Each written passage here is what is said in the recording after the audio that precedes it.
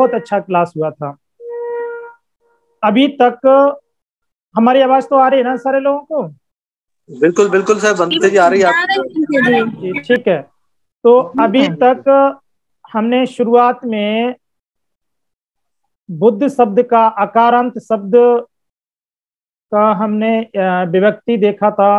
विभक्ति, कारक, पारस्परिक शब्द जैसे क्रियापदिक शब्द कहते हैं, इन शब्दों को हमने देखा। और उसको समझने के साथ साथ हमने कुछ वाक्यों का अनुवाद करना हिंदी से पाली या पाली से हिंदी, उसका भी अभ्यास किया था। आज हम लोग उसके आगे करेंगे। तो जैसा कि हमने शुरुआत में आप लोगों को ये सूत्र बताए थे, जिसमें पुल्लिंग शब्द का ये स्त्रीलिंग और नपुंसकलिंग, ये आकारांत के शब्द सूत्र थे।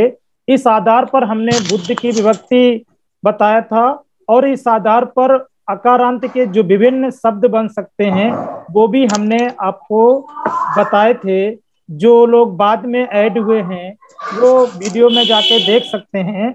तो उसी आधार पर हमने, जैसे बुद्ध एक पुल्लिंग शब्द बताया था, उसमें ओ आ अंग ए नहीं स नंग स्मा ही स नंग स्मिंग सु ऐसे करके बना, जैसे बुद्धो बुद्धा बुद्धंग बुद्धे बुद्धेन बुद्धे। ये हमने पठवा व्यक्ति से सप्तमा सातवीं व्यक्ति का, एक था पठवा व्यक्ति, दूसरा द्वितीय व्यक्ति, तीसरा तृतीय व्यक्ति, चौथा चतुर्थी व्यक्ति, पंचवा पंचमी व्यक्ति, छठी सप्तमी व्यक्ति का हमने ये लिखे थे। ये विभक्तियां थी। और कारक कारक भी हमने बताए थे, जैसे कर्ता ने कर्म को कर्ण से संप्रदान के लिए अपादान से संबंध का की के अधिकरण में पर, है ना। तो ये सारा चीजें हमने बताया था उसी। लेकिन ये सारा कुछ हमने अकारांत पुल्लिंग शब्द पे किया था। अभी हमको इसके आगे बढ़ना है, और आज हम नपुंसक लिंग को देखेंगे, उसके बाद स्त्रीलिंग, उसके बाद हम तीनों के मिलाकर तीनों का अभ्यास करेंगे। तो आज हम नपुंसक लिंग शब्द को देखते हैं। जिस प्रकार से हमने बुद्ध शब्द का पुल्लिंग देखा था अकारांत का, आज हम नपुंसक लिंग का देखते हैं। तो अकारांत नपुंसक लिंग शब्द जो है, फल शब्द की विभक्ति को हम देखेंगे, और उसे अनुसार हम, जैसे हमने बुद्ध का किया था वैसे इसका जो सूत्र हमने तीनों बताए थे। तो इसका पठमा में सूत्र होता अ निंग न अंग नी। जैसा कि हम पीछे यहाँ देखे थे, अंग नी न ही स नंग इस्मा ही स नंग इस्मिंग सु। तो ये इसी तरह चलेंगे। अब आप यहाँ पर देख रहे होंगे पुल्लिंग और नपुंसक लिंग में इसमें कहाँ अंतर है। केवल पठमा और द्वितीया में हमें अंतर नजर आ रहा है, और बाकी सब तृतीया चतुर्थी पंचमी छठी सप्तमी सब एक जैसा है। तो पुल्लिंग और नपुंसक लिंग ये तीनों, ये दोनों एक जैसे ही होते हैं। केवल आपको पठमा और द्वितीया में करना होता है, और पठमा द्वितीया भी एक जैसे ही होते हैं। अंग नी अर्थात फलंग फलानी बस एक जैसे ही होते हैं। तो इसलिए यदि पुल्लिंग शब्द का सूत्र हमें याद है, जैसा कि हमने उसका प्रयोग बुद्ध शब्द में करके उसको देखा था, और उसके बाद बहुत सारे शब्द हमने देखे थे, जैसे नर मनुष्य पुरुष मनुज सुर नाग उरक यक्ष सिंह गंधर्व, बहुत सारे शब्द हमने यहाँ बताए थे आपको, और उनका प्रयोग भी हमने देखा था। तो उसी प्रकार से हम यहाँ नपुंसक लिंग शब्दों को करेंगे। यहाँ रखितानंद कुछ गड़बड़ हो रहा है तुम्हारे, सही से देखो, तुम्हारा बीच बीच में कुछ आ रहा है, तुम्हारी वजह से स्क्रीन गड़बड़ हो रही है। तो वो शब्दों को हम यहाँ देखेंगे। उसी आधार पर आप देख रहे हैं यहाँ पर कि पठमा और द्वितीया को छोड़ करके बाकी सब नपुंसक लिंग में पुल्लिंग शब्द के समान ही हैं, और वह पठमा और द्वितीया भी एक जैसे ही हैं, जिसमें फलंग फले फलानी इत्यादि होते हैं। जैसे हम देखते हैं पठवा में अ अंग नी है, तो फल शब्द है, उसमें हमने अंग जोड़ेंगे तो फलंग हो गया।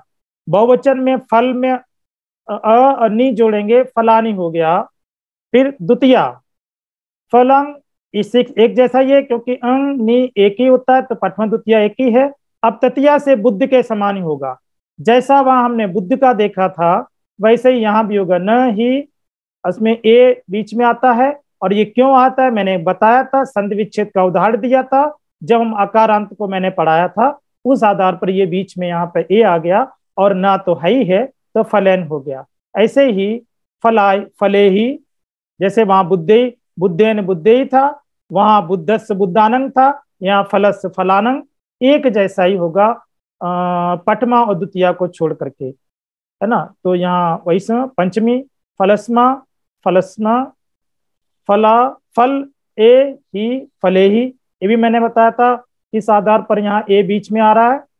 और छठी फल सरंग है, आधा सा लगता है, उसका नाम मैंने बताया था कि व्यंजन संधि के आधार पर, उसका उदाहरण भी बताया था मैंने। तो फलस हो जाएगा, फलस और फलानंग, फलस्मी फलेसु।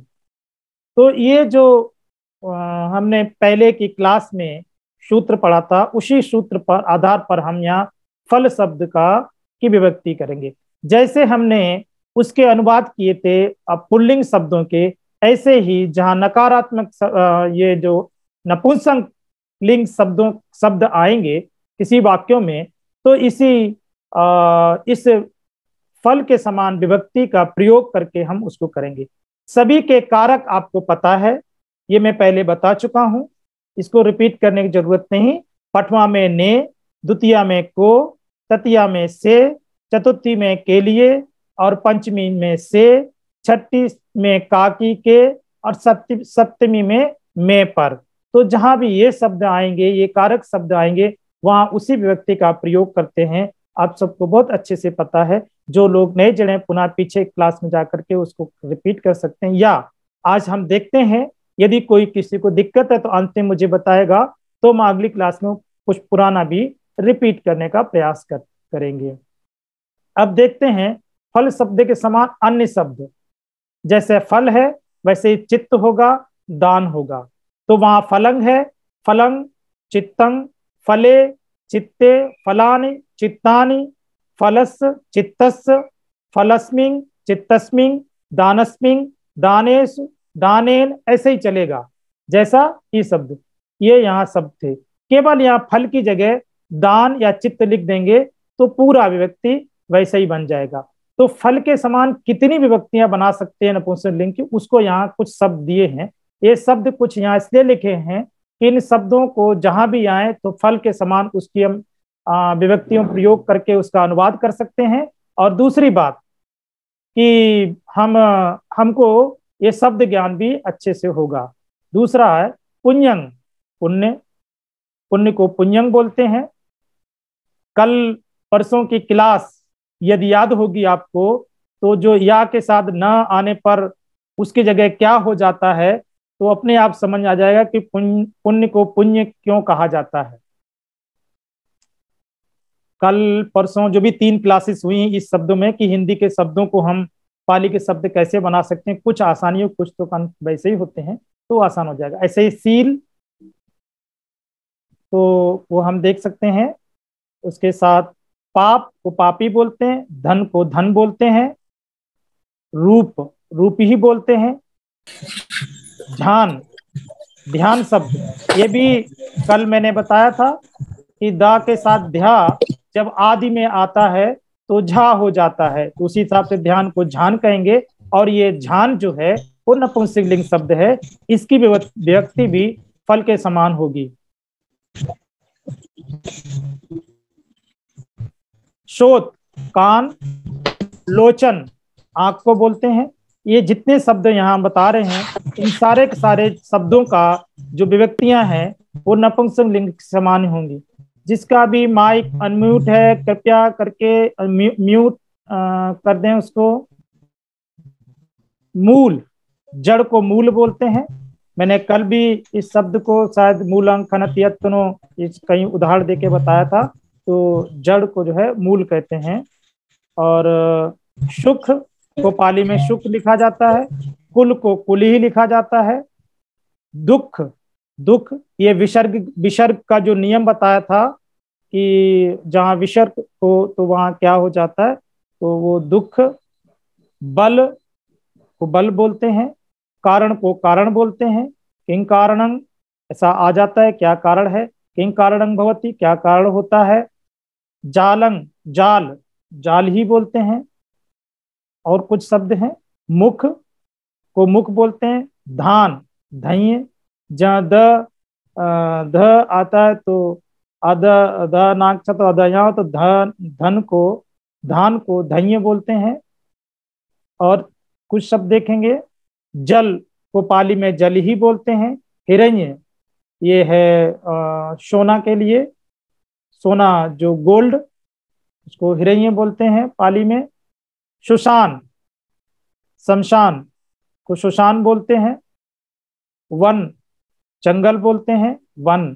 अरण्य भी बोला जाता है, जंगल को वन भी बोला जाता है। कहीं अरण्य मिलेगा तो वो भी हम कर सकते हैं, और वन भी लिख सकते हैं। वनंग, वनंग वने, हाँ, बनंग बने, बनंग, बनंग बनानी, बनंग बनानी। और बनेन, ऐसे जो फल के समान शब्द हैं वैसे ही आपको करने पड़ेंगे, तो ऐसा हम कर सकते हैं। और कहीं आएगा अरण्य तो अरण्य भी लिखा जा सकता है। उसके बाद हृदय, हृदय में रा नहीं निकलता तो वहां कोई परिवर्तन नहीं होता है, केवल उसका विलोप हो जाता है रा का, तो हृदय, हृदय बोलते हैं, हृदयंग। यहाँ विसर्ग लगेगा बस, और कुछ नहीं। वस्त्र को बत्थु बोलते हैं, रा गायब हो जाएगा और तरह की जगह ता हो जाता है। नयन, आंख, लोचन भी आंख को बोलते हैं, नयन भी बोलते हैं। और यहाँ एक शब्द है यान, तो उस समय रथ होता था, लेकिन यान ये हम शुरुआत की क्लास में भी बता चुके हैं। यान मतलब जितने भी साधन हैं यात्रा करने के, वो यान में आएंगे। चाहे मोटरसाइकिल हो, कार हो, बस हो, रेल हो, कुछ भी, ये सब यान में आते हैं। जहाज हो, ये सब यान, यान है। ओदन, भात को कहते हैं। सोपान, सीढ़ी को कहते हैं। मरण, मृत्यु, मृत्यु जहां आएगा तो मरण शब्द आता है। ज्ञान को यान कहते हैं, ये नियम भी मैंने कल बताया था कि ज्ञा की जगह यहाँ आता है, और इसका उदाहरण भी दिया था। नगर को नगर ही कहते हैं। उदक मतलब पानी, यहाँ पर जल भी कहते हैं पानी को, और उदक भी कहते हैं। ये सारे के सारे पानी पर्यायवाची शब्द हैं। यदि हम पानी के पर्यायवाची से तो जल, उदक, नीर, और ये सब पाली में कैसे, जल भी कहते हैं, उदक भी कहते हैं, नीर भी कहते हैं। तो जो पर्यायवाची शब्द मैंने प्रारंभ भी कहा था कि हिंदी के बहुतायत में पर्यायवाची शब्द पाली में एज इट इज प्रयोग किए जाते हैं। और कुछ शब्द देखते हैं, गेहे मतलब घर को गेहे बोलते हैं। पोथक, पुस्तक, ये कल बताया था मैंने। जहाँ स्थ आता है, जहाँ जिन शब्दों के मध्य में आधा सा और ता आता है, वहां पर आधा ता और था हो जाता है। ये मैंने कल शायद आपको स्मरण होगा, कल की ही क्लास में बताया गया था। तो उसी आधार पर स ता आया तो पोथक हो गया। उद्यान, बाग को कहते हैं। और उद्यान जो इसका बाग का, बगीचे का पर्यायवाची है हिंदी शब्दों में, उद्यान। शरीर, शरीर को शरीर कहते हैं, केवल सा का भेद होगा। तो अब हम कुछ क्रियापदक शब्द देखते हैं। मैंने प्रारंभ में जब अकारांत शब्द पढ़ाया था, कुछ क्रियापदक शब्द आपको बताए थे जिसको हम अंत में यूज करते हैं। तो मैंने कहा था कि जैसे जैसे आगे बढ़ेंगे और भी क्रियापदक शब्द बताते रहेंगे। तो जो मैंने पहले बताए थे उसी में इन शब्दों को भी ऐड करना है। तो जैसे जैसे आगे बढ़ते वैसे वैसे बहुत सारे क्रियापद तो बहुत सारे याद करने पड़ेंगे। क्रियापद नहीं होंगे तो सेंटेंस बनाना मुश्किल काम होगा। तो इसलिए यहाँ कुछ पहले सीखे थे हमने, कुछ अभी सीखते हैं, वो उससे हटके होंगे। तो ये अकारांत या उससे मतलब नहीं है। ये क्रियापद जो हैं सभी, जो अभी हम वर्तमान काल को पढ़ रहे हैं, तो वर्तमान काल के ही क्रियापद हैं। जो पहले थे वो अब हैं। तो ये जो क्रियापद हैं, अभी तक जो हम क्रियापद पढ़ रहे हैं, जैसा मैंने पहले पढ़े थे, पहले बहुत सारे क्रियापद हमने आपको बताए थे, और वो सब जैसा पठ धातु पर जब हमने परस्पर शब्द पढ़ाया था पठ पठ धातु के, तो उसी के साथ हमने और भी क्रियापद शब्द बताए थे, और वो सारे के सारे जो है वर्तमान काल के ही थे। जैसा कि मैंने कहा था, भवति, भवति, हसति, रक्षति, वदति, पचति, नमति, गच्छति, और वसति, दिशति, तिष्ठति, सरति, याचति, कंदति, कंपति, चलति। आप पुराना अपना देखेंगे तो उसमें मिलेगा, और ये सारे वर्तमान काल के। तो चूंकि अभी हम लोग वर्तमान काल ही पढ़ रहे हैं, इसलिए ये यही प्रयोग होंगे। और चाहे वो पुल्लिंग शब्द हो, चाहे वो नपुंसकलिंग शब्द हो, चाहे स्त्रीलिंग शब्द हो, यह क्रियापद ऐसे ही इस्तेमाल होते हैं। तो इसलिए जो जितने पहले बताए थे, आज उसके आगे देखना आपको। तो एक धातु है सुच, जिसको पाटिपदिक शब्द कहते हैं। मूल धातु, मूल धातु का मतलब होता है मूल शब्द, पाटिपदिक शब्द, है ना। तो सुच का मतलब होता है शोक करना, तो उसको बोलते हैं सोचती एक वचन में, सोचंती बहुवचन में। तो अब उसके आगे आप लोग कर सकते हैं। ये हुआ आपका प्रथम पुरुष, मध्यम पुरुष और उत्तम पुरुष में भी किया जा सकता है, जैसे हमने वहां किया था। ये रितिका, रितिका आवाज सुन रही है आप मेरी? रितिका, अगर यदि आवाज आ रही है तो हाँ सर, हाँ बनती, सुनाई दे रही। तो आप अपना माइक आ रही बनती जी आवाज। कोई, वेरी गुड, बहुत अच्छा है। आप अनम्यूट कर लीजिए कृपा करके। जहां पर नीचे आप देखिए, आपको कोने में सबसे पहले जो आ रहा है एक माइक बना हुआ, उस पर क्लिक कर दीजिए, तो आप अनम्यूट हो जाएंगे। सबसे पहले देखिए कोने पे ही है ना।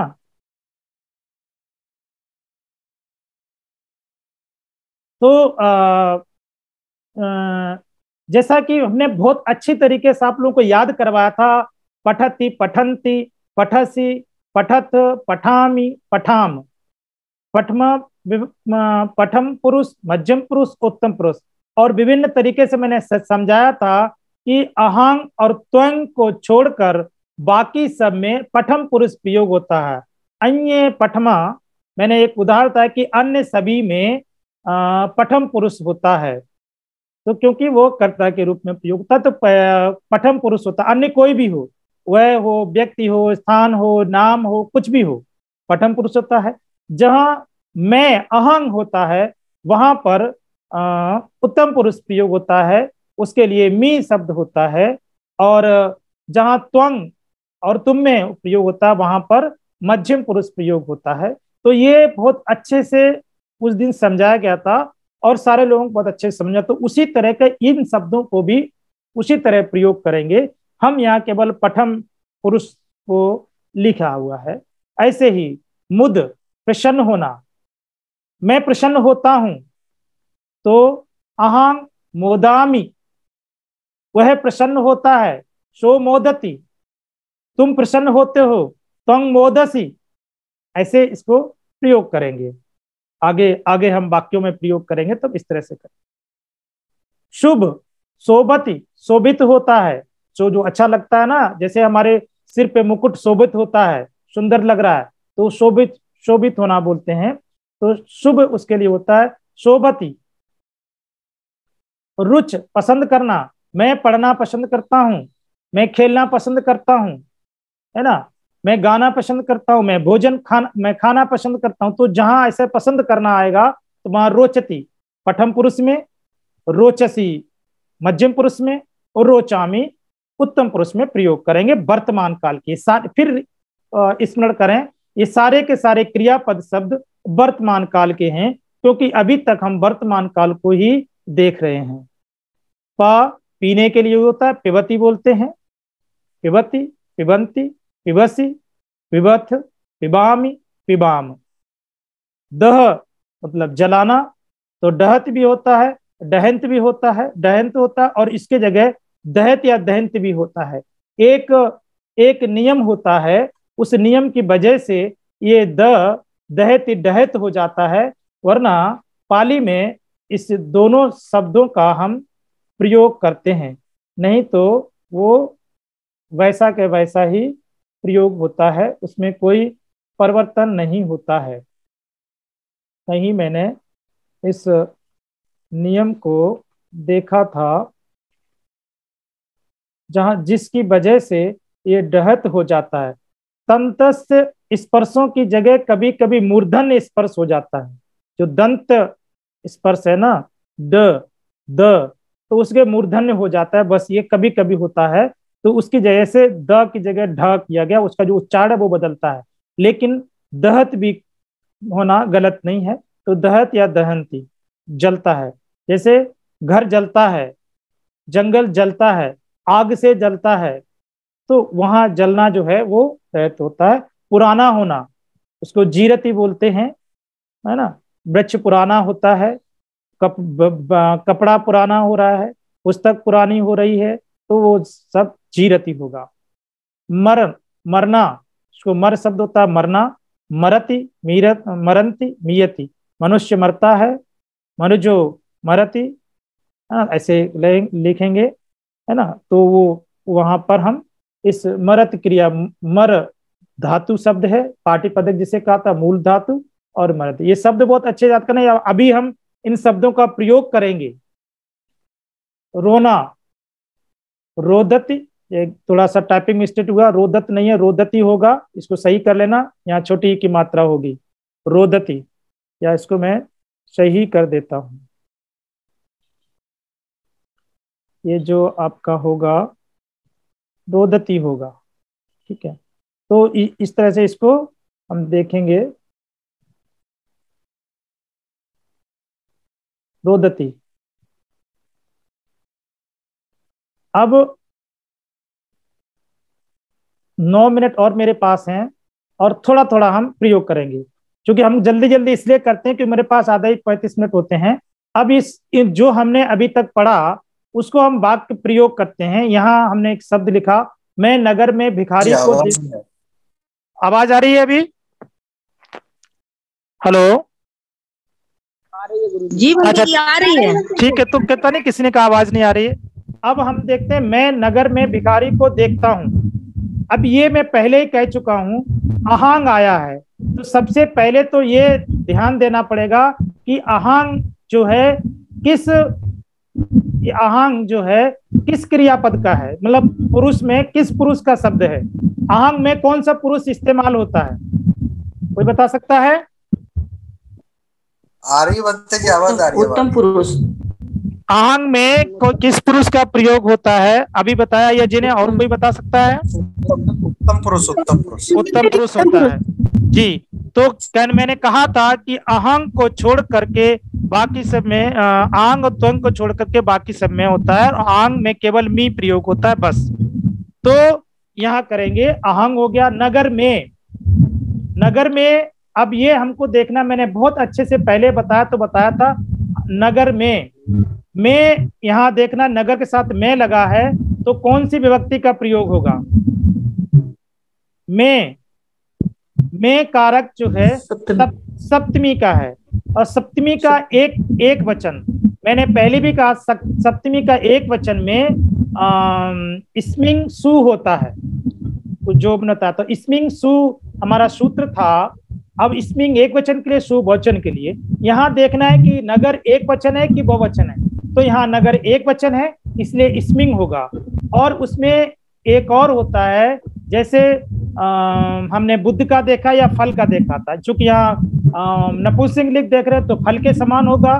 तो नगरे, नगरस्मिंग होता है, नगरे भी होता है, नगरस्मिंग होता है, दो शब्द होते हैं। इसलिए हमने बार बार ऑब्लिक करके यहाँ लिखा कि कहीं आपको लिखा मिले पाली में तो कंफ्यूज ना हो। मैंने पहले भी ये बात कही और फिर बार बार रिपीट कर रहा हूँ, केवल आपके स्मरण के लिए। तो नगर अहांग, यहाँ जो फलस्मिंग था, फलस्मिंग से फल हटा देंगे, नगरस्मिंग हो जाएगा। नगर शब्द जोड़ देंगे, बस नगर में स्मिंग जोड़ देंगे तो नगरस्मिंग हो गया, मतलब नगर में या नगरे।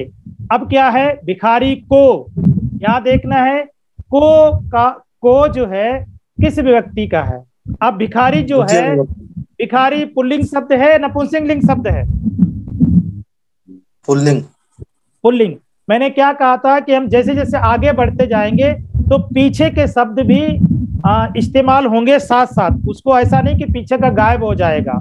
पीछे के क्रियापद, पीछे की शब्द, पीछे की विभक्तियां सब आगे आगे प्रयोग होती रहेंगी। इसलिए इन सबको स्मरण रखना बहुत जरूरी है। याचक भिखारी को पाली में क्या कहते हैं? वो तो मैंने लिखा ही रखा सामने, ये भी गलती किया हमने, वो तो पहले से अब लिखा है सामने, थोड़ा मिस्टेक किया हमने, कल नहीं करूंगा।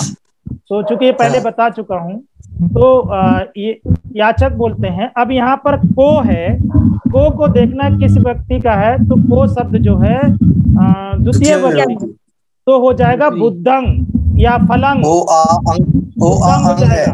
तो हाँ, अंग ओ, तो याचकंग हो जाएगा, क्योंकि याचक एक वचन। देखता हूं, अभी मैंने थोड़ी देर पहले बताया क्रियापद, तो चूंकि अहंग है, मैंने वहां पश्यति कहा था, अहंग उत्तम पुरुष है, तो पश्चामी हो जाएगा और कुछ नहीं होगा।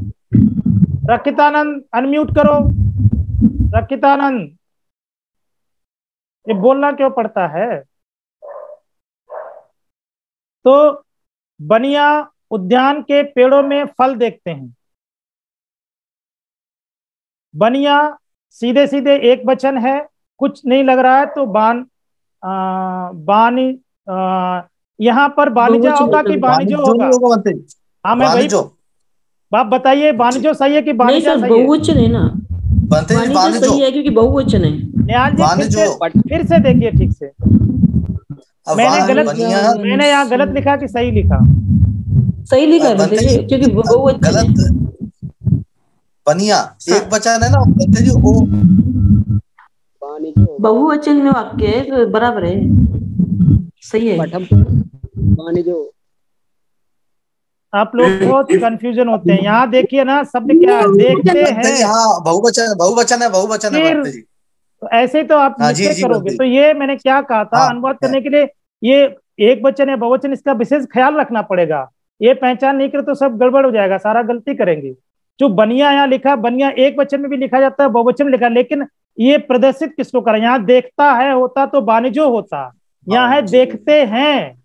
बनिया देखते हैं तो बहुवचन हो गया। तो बानिजा उद्यान के कौन सी विभक्ति है? का, की, के, चतुर्थी का। आप लोग ध्यान, छठी विभक्ति होता है। संगीता ने बोला क्या? चतुर्थी, चतुर्थ है बंदे जी, उद्यान के चतुर्थ है ना, षष्ठी विभक्ति है, छठी विभक्ति। का, की, के, अय्या जी, का, की, के किस विभक्ति में प्रयोग होता है? छठी में होता है। आप इसको उयाना से देख रहे हैं, ये उयाना से देख के आप प्रयोग करें तो नहीं समझेंगे। ये तो मैंने गलत किया कि लिख दिया, ये मैं पहले यहाँ इसको फुल स्क्रीन करने के चक्कर में लिख दिया था। कल मैं लिखूंगा नहीं, साथ साथ बनाऊंगा तो सब जना समझ में आएगा। क्योंकि चतुर्थी और छठी एक जैसा होता है, इसलिए यहाँ छठी छठी विभक्ति है ये। हाँ, छठी, का, की, के जो चिन्ह होता है छठी विभक्ति, छठी विभक्ति में होता है। अब फलस, फलस, फलानंग छठी विभक्ति में होता है। उयान शब्द जो है वह नपुंसक लिंग का, अभी मैंने बताया था ये पहले के स्लाइड में। तो उसको उयान बोलते हैं उद्यान को। तो उयानस, पेड़ों में कौन सी विभक्ति है? पेड़ों में मतलब ये आगे सातवीं विभक्ति हो गई बनती। और कौन सा वचन? पेड़ों में बहुवचन। तो फलेसु होता है। स्मिंग आता ना सातवीं में। हाँ, तो सु आता है। स्मिंग तो एक वचन है, आगे बहुवचन। सु। सातवें में पेड़ को रुख बोलते हैं, तो रुखेसु। और फल को फलंग देखते हैं, पसंती। सिंपल है, ऐसे बनाएंगे। दुख में वह धर्म को पसंद करता है। दुख में तो यहाँ हमने क्या किया, दुख तो दुख हो गया, दुख को दुख बोलते हैं। अब उसमें जोड़ना क्या है? में होता है स्मिंग सु, तो इस दुख में स्मिंग जोड़ दिया तो हो गया दुख में दुखस्मिंग। वह का हमने पहले बताया, सो होता है धर्म को धर्म का धम्म होता है, और को जो है द्वितीय व्यक्ति है, अंग द्वितीय का एक अंग होता है, तो हम धम्मंग कर देंगे। पसंद करता है नहीं गया, गलत हो गया, पसंद करता है तो ये रोचेती होगा। धर्म को बनते ठीक है, बनते नहीं जी, पश्चात थोड़ी होगा, पसंद कर, रोचेती, अच्छा रोचेती, रोचती या रोचेती। अच्छा वो देखना होता, पश्चति माने देखना, बराबर में मतलब देखना होता, तो रोचेती होगा, रोचती। ठीक है। राजा पुत्र को भिखारी से मांगता है, वो फुल स्क्रीन पे थोड़ा अच्छा दिखाई पड़ता है ना आप लोगों को? यहाँ भी ठीक दिख रहा है ना?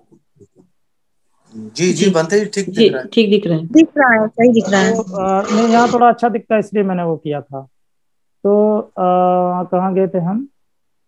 राजा पुत्र को भिखारी से मांगता है, तो राजा पुत्र को, राजा एक वचन है तो भूपालो होगा, क्योंकि मांगता है। राजा मांगते हैं होता तो भूपाला हो जाता। अभी एक टाइम खत्म होने वाला आपका। राजा पुत्र को भिखारी से मांगता है, तो पुत्र को यहाँ है, तो को मतलब द्वितीय व्यक्ति है, पुत्र मतलब पुत्र होता है। ये हमने अभी कल परसों की क्लास में नियम भी देखा था और बताया भी है। भिखारी को याचक बोलते हैं, तो भिखारी से यहाँ पर तृतीया व्यक्ति होगी। कर्ता ने कर्म को कर्ण से तृतीया व्यक्ति लगेगी, तो हाँ फलेन होता है, या भिखारी पुल्लिंग शब्द तो बुद्धेन होता है, तो याचकेन हो गया। मांगना की याचती होता है, याचती हो गया। तो भूपालो पुत्रंग याचकेन याचती,